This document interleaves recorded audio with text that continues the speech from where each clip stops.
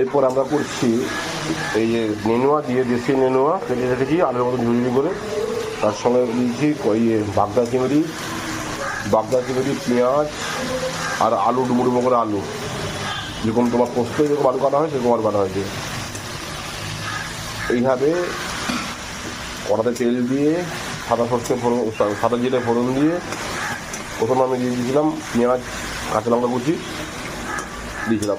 একটুখানি ভাজা হওয়ার পরে আমি দিয়েছিলাম তার মধ্যে ডুমো করে কেটে রাখা আলু দিয়ে চিংড়ি মাছটা দিয়ে তার উপর আমি দিয়ে দিয়েছিলাম অল্প হলুদ এবং পরিমাণ মতন লবণ।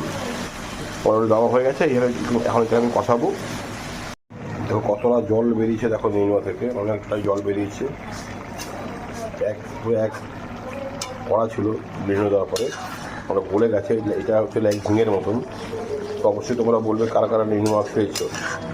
নেনুয়াটা বেসিক্যালি বিহারিতে বেশি পাওয়া যায়, বেশি মানে ওরা বেশি খায়, চাষটাও বেশি। কিন্তু আস্তে আস্তে বিহারি কিছু কিছু খাবার আমরা অলরেডি গ্রহণ করছি। এবং আমরাও আগে দেখতাম বিহার বা ইউপিতে মাছ ফাছ ওইভাবে খেতো না, এখন দেখি আমরা বাঙালি পারলে পরে বাঙালি আসতে শিখে ওরা মাছও অলরেডি খায়।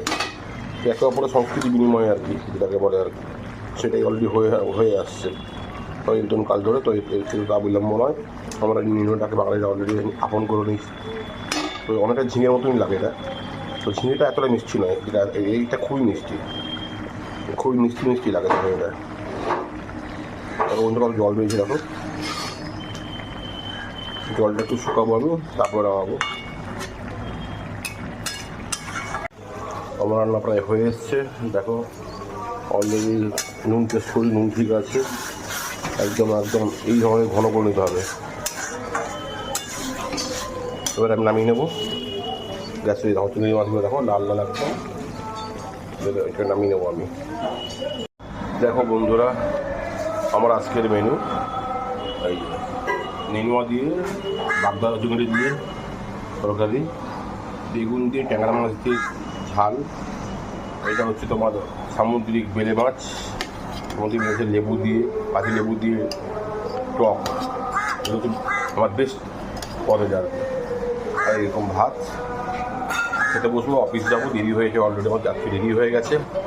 সবাই সঙ্গে থেকো, সবাই ভালো থেকো, আমাদের চ্যানেলটাকে সাবস্ক্রাইব করো। ধন্যবাদ।